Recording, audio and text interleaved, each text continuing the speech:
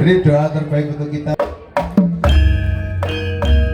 Mengakhiri pengarahan adicara syukuran sampun paripurna kalajengaken ringgit wacutal sadalu natas kanthi ira-iraan Banjaran Seno sepisan malih kanthi araran Banjaran Seno ing dalu menika ingkang ngasta tepa inggih menika panjenenganipun Bapak Ki Dalang Purba Aspara ingkang mijil saking tlatah Surakarta Hadiningrat.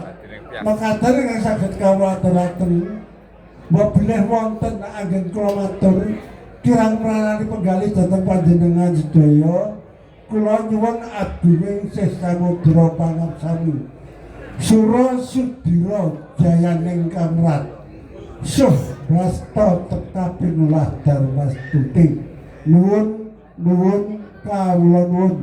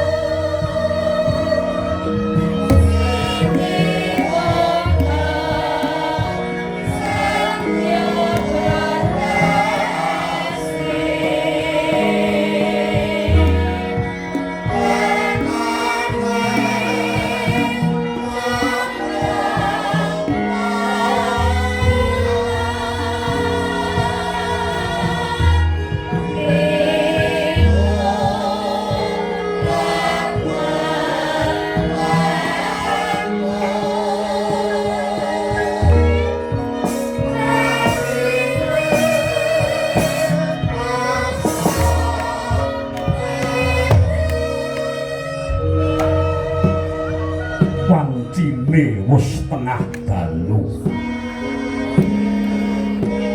Madya Ratri kantri ngasa sepi. Mlampah kang wanci wis 14 taun.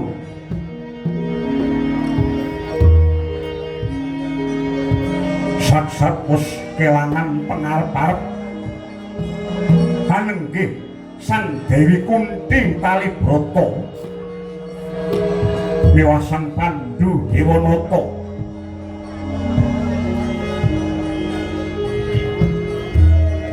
saya mujid atine Sang Dewi Kunthi dene peputra ingkang ora lumrah bocah.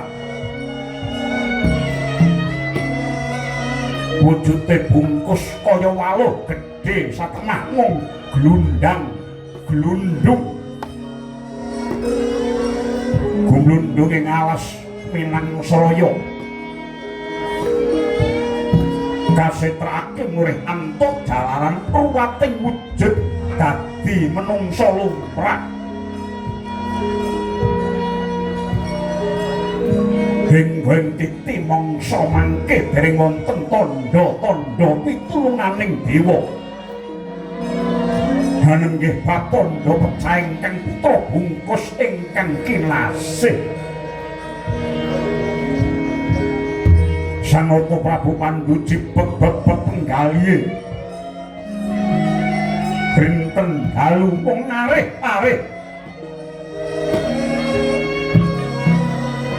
Datang ya muhung bisane suda lilih pringing penggalih ingkang garwa kinasih anenggih Sang Dewi Kunthi. Kaya-kaya wis pantok bebunta ning ati.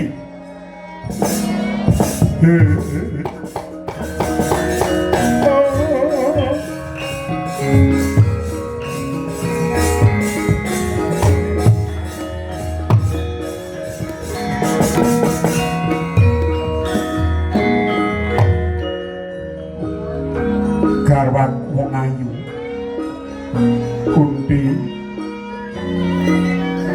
sepira aboting rasa pun kakang nyawang sira wong ayu.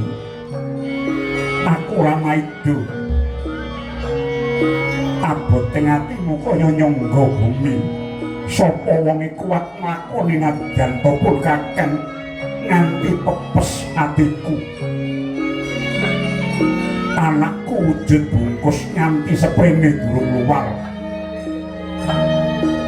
Ora kurang-kurang nggonku golek srana lan uga gegaman landhep.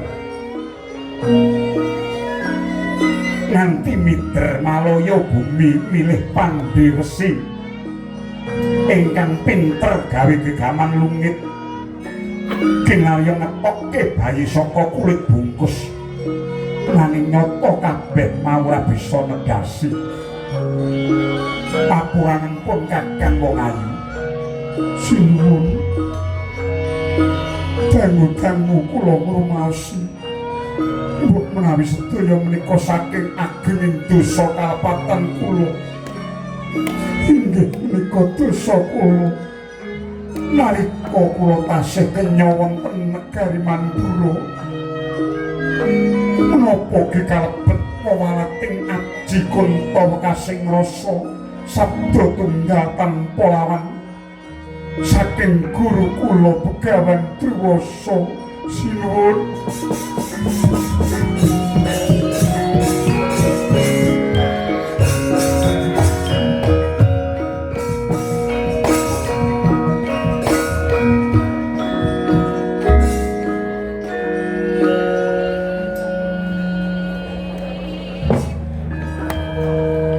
Padanganira layo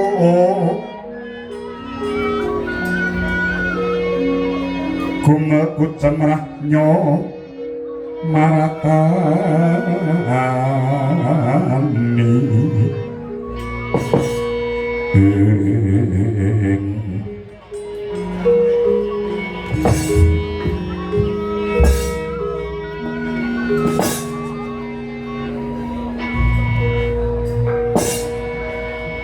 Yayi Kunthi upama ta mengkono kabeh menungsa ya tau duwe salah. Tak baleni maneh, kabeh menungsa mesti tau darbe luput. Siadiya kelingan luput ingkang sinandhang dening Prabu Pandu nalika aku manah kidang ingkang ngedeng apokasian ingkang jebul iku sesingone Resi Kimindama ingkang banjur banget nesune marang Prabu Pandu. Jayi samengko sun pundhut aja ngeling-eling lelakon kang wis kepungkur.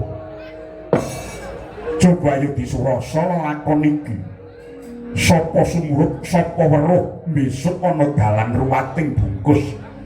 Ya anakmu ingkang titi mangsa iki lagi kasetrakake ning alas Minangsraya. Inggih. Nanging raos kula mboten saged gagapi kenging menapa dening Rama Begawan Abiyasa paring dawuh bilih anak kula bungkus kedah dipun singetaken wonten rajaning Wanagung liwang-liwung sinuwun. Gundi Rama Begawan Sartawarga kuwi pendhita setengah dewa, Brahmana setengah dewa, kawicaksanane kawegikane tanpa timbang. Mula ingsun percaya yen to kabeh mau pituduh minangka dadi dalaning pepadang kundi. Nyatlaning kalangyan aklar pantangun cardenon lir kekonang surem sorotetan pakan kasolan pacaring kurnan ning gegono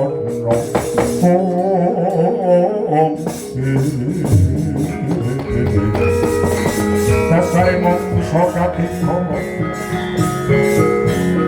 dimo hanam rinjokan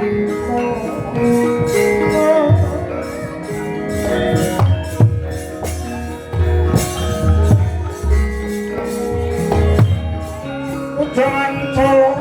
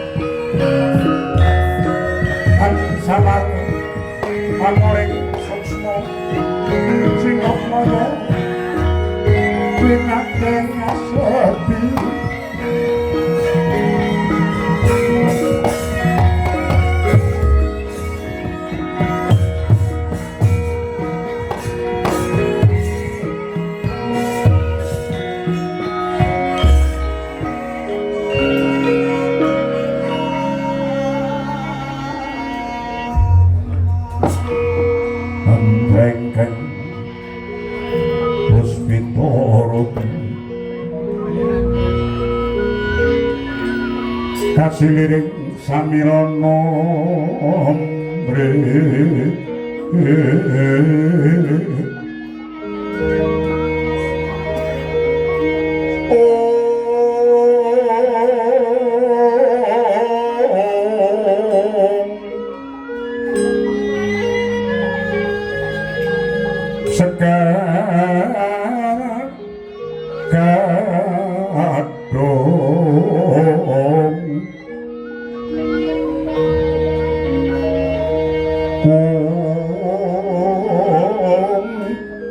nah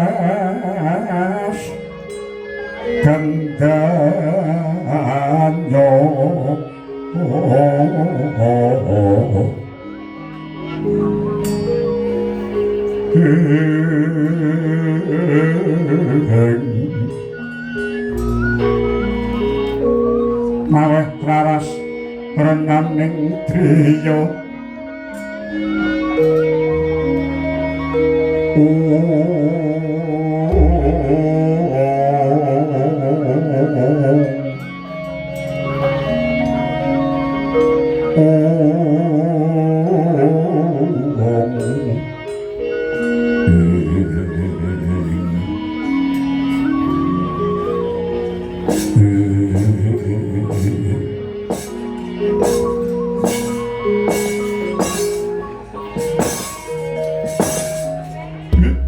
Ilakala ya jagat wasisaning Obadara Pandhu Yayi Gandawastra wonten pangandika ngadhawuh Kakang Dipati di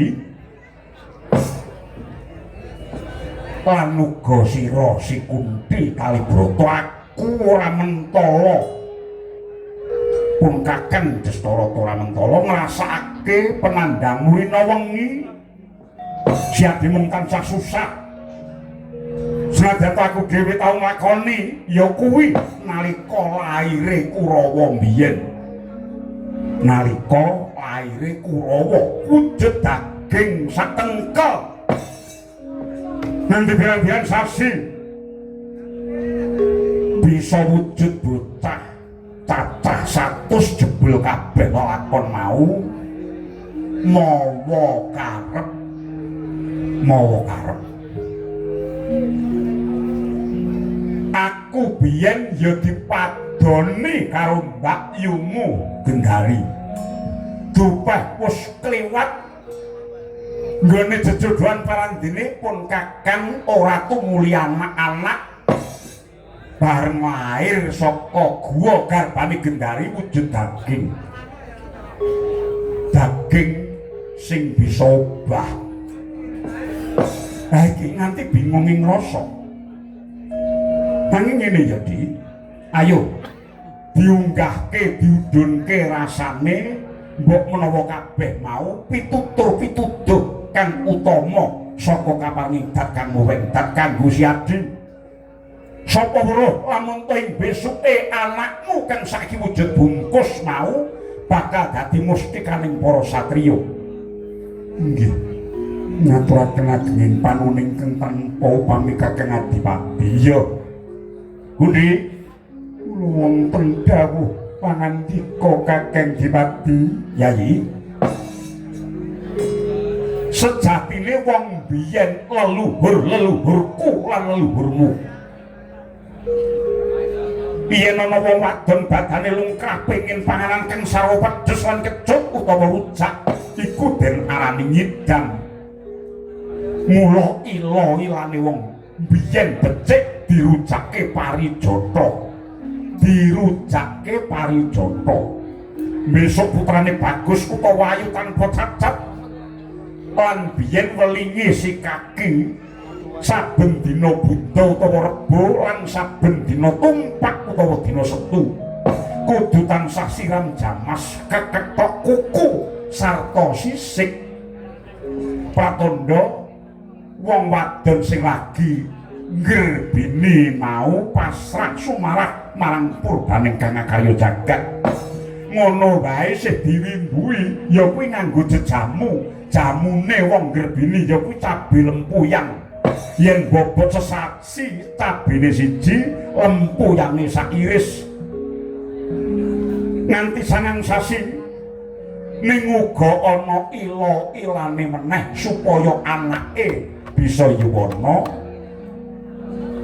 wong kang bobot ya ngrebini mono ora kena nganggo cunduk jungkang wong wadon kang lagi wewaca ora kena nganggo kembang ora kena nganggo suweng lan ora kena nganggo ali-ali iki dudu pituduh piwulang agama nanging minangka lumintiring budaya wiwit saka leluhurmu mbiyen syukur gelem nganggo wondene uga ana sesirikane wong ngrebini utawa wong bobot ngono aja lungguh ana tengah lawan ora kena mangan bangsaning iwak mendolan kidang wateke panas uga ora kena dahar iwak loh ingkang mangan bangsane dhewe upamane iwak kutub, iwak lele, yuyu lan liyane. Kang wigati Pandhu aja nganti memateni kewan luwih-luwih kewan ingkang lagi sanggama. Mula biyen nalika Syadi mateni Resi Ki Mindama ingkang sesinglon dadi gidang. Tanteping ngrasa nganti titi mangsa iki kaya aku iki isih menggalih babagan iku Pandhu. Gunjang ganjing langit kelak-kelak katon lergintanging alis Brisang mawe gandrung sabaran katulung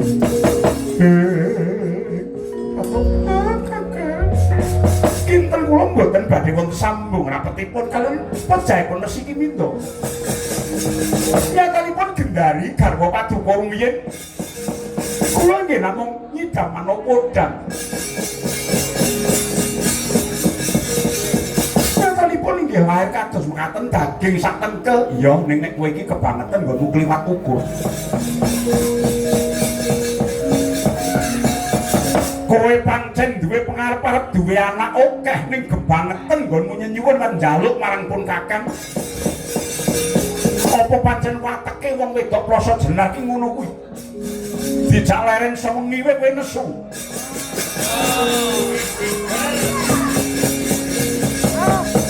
Iya, Gendari. Ora susah kowe menggalih babagan iku. Nyatane anakmu gemrayah cacah 100. Saiki mung kepiye nggone budidaya wis padha lagang wis padha diwasa. Mula Pandhu ora kok ategesipun Kakang iki ngelingke marang Syadi. Nanging muga-muga Syadi bisa ora arik tonging batin. Kakang Dipati ngaturaken Pandhu malah kapara kala wau ugi kula sampun enget dhateng alampan kula nalika semanten ingkang anjarari pejahipun Resi Ki Mindana lan garwanipun.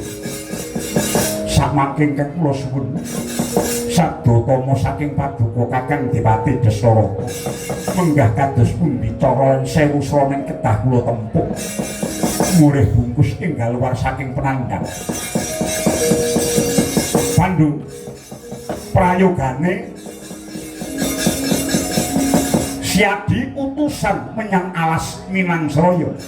Sampun Kakang, malah kapara menika anak kula Puntadewa kaliyan adinipun bungkus ingkang sakmangke sampun yuswa kawan 12 taun inggih menika putra paduka pun Permati kaliyan Yayi Widura jejagi wonten ing ngono Minangsraya. Syukur mayu bagya yen to mangkono. Muga-muga dewa enggal mayungi marang pepadhanging lakon iki. Yayi Gandamana kula wonten pangandika dawuh. Aja wedi kangelan Syadi memakum ana lakon ing bungkus iki. Aja kongsi bali lamun to durung antuk pituduh sejati Gandamana. Lamun rakyat ingkang sasompo kumenyang angregeng